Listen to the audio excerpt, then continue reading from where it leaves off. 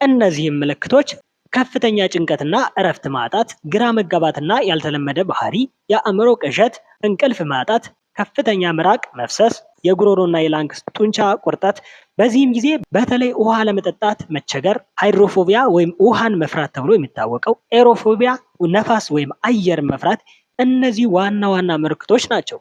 20% የሚሆኑት ደግሞ ሽባ ይሆናሉ። እነዚህ ምልክቶች ግን አልፎ አልፎ አንዳንድ ሰዎች ላይ የሚታዩ ያልተለመዱ ምልክቶች ናቸው። ከተነከሰው የሰውነት ክፍል በመጀመር ወደ ላይ ወደ ጭንቅላት የመደንዘዝ ስሜት፣ የጡንቻ ድክመት፣ መንቀጥቀጥ፣ የመተንፈስ ችግር፣ እነዚህ 20% የሚሆኑ ሰዎች የሚታዩባቸው ምልክቶች ናቸው። የእብድ ውሻ በሽታ ወይም ራቢስ የመጨረሻ ደረጃ ምልክቶች እነማን ናቸው? የመጨረሻ ደረጃ ምልክቶቹ እንደ ኮማ፣ ሞት ምልክቶቹ ከታዩ በኋላ ብዙውን ጊዜ ከ3 እስከ 10 ቀናት ውስጥ ሞት ይከሰታል። የሞት መንስኤ የሚሆኑትም የትንፋሽ መቋረጥ፣ የልብ መቆም እንዲሁም አጠቃላይ የሰውነት ሽባነት ወይም አለመታዘዝ ዋና ዋና ምክንያቶቹ ናቸው። አንድ ሰው ለእብድ ውሻ በሽታ ወይም ለራቢስ ከተጋለጠ በኋላ የሚደረጉና የማይደረጉ ወይም መደረግ የማይገባቸው ነገሮች እነማን ናቸው? አንድ ሰው ለእብድ ውሻ በሽታ ከተጋለጠ በኋላ ለምሳሌ ያክል ለንክሻ ቢጋለጥ ማድረግ የሚገባው ነገሮች ለ15 ደቂቃ ያክል ቁስሉን በውሃና በሳሙና ማጠብ ቫይረሱን ለማስወገድ በጣም አስፈላጊ ነው። ሁለተኛ ጥልቅ ቁስሎችንም ቢሆን በውሃ ማጠብ ከተቻለ ወይም ከተገኘ ፖቪዲን ተብሎ የሚጠራውን አዮዲን ወይም 70% አልኮል ቁስሉ ላይ መቀባት ወይም መጨመር። በሌላ በኩል ቁስሉን ክፍት ሆኖ እንዲቆይ ማድረግ።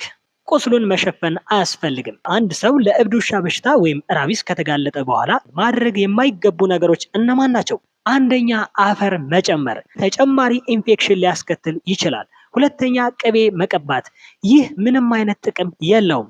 ሶስተኛ ሌሎች ባህላዊ ህክምናዎች ወደ ዘመናዊ የህክምና ተቋማት ዘግይተው እንዲመጡ ስለሚያደርግ። አራተኛ ቁስልን ማሰር መወገድ የሚችለውን ቫይረስ በቆዳ ውስጥ እንዲቀር ስለሚያደርግ ቁስልን ማሰር ፈጽሞ የተከለከለ ነው። ቁስልን መስፋት እንዲሁም በገጠራማው የሚገኙ አንዳንድ የጤና ተቋማት ባለማወቅ የውሻ ንክሻ ካጋጠመው በኋላ ቁስልን ይሰፋሉ። ይህ ፈጽሞ ስህተት ነው። አንድ ሰው ለእብድ ውሻ በሽታ ወይም ራቢስ ከተጋለጠ በኋላ በስንተኛው ቀን ወደ ጤና ተቋም መሄድ ይገባዋል? አንድ ሰው ለእብድ ውሻ በሽታ ወይም ለራቢስ ከተጋለጠ በኋላ ከእብድ ውሻ ክትባት ጀምሮ ቁስሉን የማዳን ስራ እንዲሁም ሌሎች ተህዋሲያንን ለመከላከል ጸረ ተህዋሲያን መድኃኒቶች ሁሉ ሊታዘዙለት ይችላል። ስለዚህ አንድ ሰው ለእብድ ውሻ በሽታ ወይም ራቢስ ከተጋለጠ በኋላ በተቻለ ፍጥነት ወደ ጤና ተቋም መሄድ ይገባዋል። የእብድ ውሻ በሽታ ወይም ራቢስ ህክምና የለውም። ነገር ግን አንድ ሰው ለእብድ ውሻ በሽታ ወይም ራቢስ ከተጋለጠ በኋላ በክትባት 100% መከላከል ይቻላል። አንድ ሰው ለእብድ ውሻ በሽታ ወይም ራቢስ ከተጋለጠ በኋላ በተቻለው ፍጥነት ወደ ጤና ተቋም በመሄድ የእብድ ውሻ በሽታ ክትባት መጀመር አለበት። ክትባቱን እስከ መጨረሻው ድረስ መውሰድና አለማቋረጥ ደግሞ ዋናው መሰረታዊ ነገር ነው። የእብድ ውሻ በሽታ ወይም ራቢስ ክትባት አንዳንዴ ለእብድ ውሻ በሽታ ከመጋለጥ በፊት የሚሰጥ ሲሆን በአብዛኛው ግን የሚሰጠው ለእብድ ውሻ በሽታ ወይም ራቢስ አንድ ሰው ከተጋለጠ በኋላ ነው የሚሰጠው። ለእብድ ውሻ በሽታ ወይም ራቢስ ከዘመናዊ ህክምናና ከሀገር በቀል ህክምና የቱ የተሻለ ነው? አንድ ሰው የሀገር በቀል ህክምናን አይጠቀም ማለት አንችልም። እንደነገርኳችሁ በጤና ተቋማት የሚሰጠው የእብድ ውሻ በሽታ ክትባት መሰጠት ባለበት ጊዜ አንድ ሰው መድኃኒቱን ከወሰደ 100% መከላከል ይቻላል። ሰዎች ለእብድ ውሻ በሽታ ከተጋለጡ በኋላ ወደ ሀገር በቀል ህክምና በሚሄዱበት ጊዜ የእብድ ውሻ በሽታ በዘመናዊ መንገድ የሚሰጥበትን ቀን በሚያሳልፉበት ወቅት ምልክቶቹ ከታዩ በኋላ ስለሚደርሱ የእብድ ውሻ ክትባት ለመጀመር ጊዜው አልፎ ይመጣሉ። የእብድ ውሻ በሽታ ወይም ራቢስ በዘመናዊ መንገድ የሚሰጠው ይህ ክትባት ምልክቶቹ ከታዩ በኋላ አይሰራም፣ እንዲሁም አይሰጥ፣ ምክንያቱም በሽታውን ያባብሰዋል። አንድ ሰው ለእብድ ውሻ በሽታ ወይም ለራቢስ ተጋልጦ ምልክቶቹ ከታዩ በኋላ ህክምናው የድጋፍ እንክብካቤ እንጂ ማዳን አይቻልም። ከ3 እስከ 10 ቀናት ባሉት ውስጥ ሞት ይከሰታል። እንደ ከባድ ማረጋጊያ ኦክሲጅን መስጠት፣ ፈሳሽ መስጠት፣ የህመም ማስታገሻ፣ የመናድ መቆጣጠሪያ እንዲሁም የመተንፈሻ ድጋፍ አስፈላጊ ከሆነ ሊሰጥ ይችላል። ነገር ግን ሞት የማይቀረው ነገር ነው። ወደ ሀገር በቀል ህክምና አትሂዱ አንልም። ነገር ግን ለእብድ ውሻ በሽታ ከተጋለጣችሁ በኋላ ወዲያውኑ ወደ ጤና ተቋም በመሄድ የእብድ ውሻ ክትባት በመጀመርና ጎን ለጎን የሀገር በቀል ህክምና መውሰድ ትችላላችሁ። በኢትዮጵያ ብሎም በአማራ ክልል ለምሳሌ ቋሚ የእብድ ውሻ ክትባት የሚሰጥባቸው ቦታዎች ደብረ ማርቆስ ሆስፒታል፣ አዲስ ዓለም የመጀመሪያ ደረጃ ሆስፒታል ባህር ዳር አባይ ማዶ ይገኛል።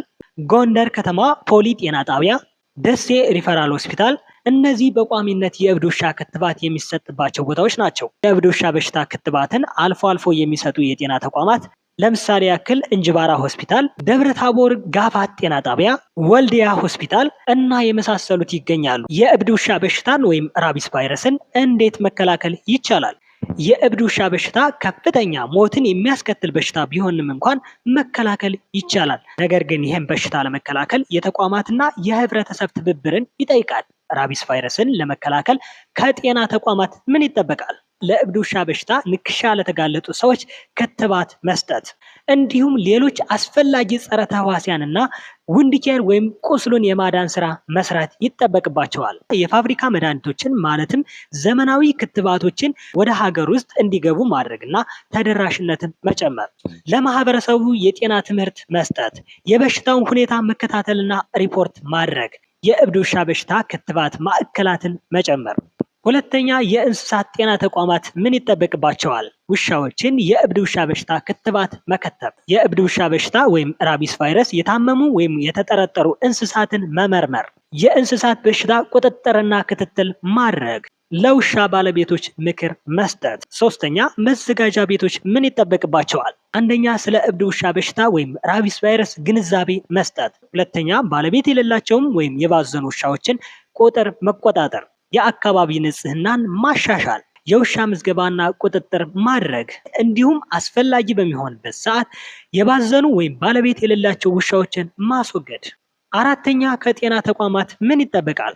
ተማሪዎችን ስለ እብድ ውሻ በሽታ ማስተማር፣ የግንዛቤ መርሃ ግብሮችን ማካሄድ። አምስተኛ፣ የሚዲያ ተቋማት ምን ይጠበቅባቸዋል? ስለ እብድ ውሻ በሽታ ወይም ራቢስ ግንዛቤ ማስጨበጥ፣ የእብድ ውሻ በሽታ ወይም ራቢስ ቫይረስ መከላከያ መልእክቶችን ማስተላለፍ። ስድስተኛ፣ ከማህበረሰቡ ዘንድ ምን ይጠበቃል? አንደኛ፣ ውሾችን በየጊዜው ማስከተብ። ሁለተኛ፣ የተጠረጠሩ ውሻዎችን ሪፖርት ማድረግ። ሶስተኛ፣ ከውሻ ወይም ሌሎች ሊያስተላልፉ ከሚችሉ እንስሳቶች ንክሻ በኋላ በፍጥነት ወደ ጤና ተቋም መሄድ። ውድ ተመልካቾቻችን በዛሬው ቪዲዮ ፕሮግራማችን ስለ እብድ ውሻ በሽታ ወይም ራቢስ ቫይረስ አስፈላጊ መረጃዎችን አካፈልናችሁ። ይህ ቪዲዮ የተዘጋጀው በባህር ዳር ከተማ አባይ ማዶ አዲስ ዓለም የመጀመሪያ ደረጃ ሆስፒታል የመድኃኒት መረጃ አገልግሎት ክፍል ለህብረተሰቡ ግንዛቤ ለመፍጠርና እውቅና ለማስጨበጥ ስለ እብድ ውሻ በሽታ ያዘጋጀው ቪዲዮ ነው።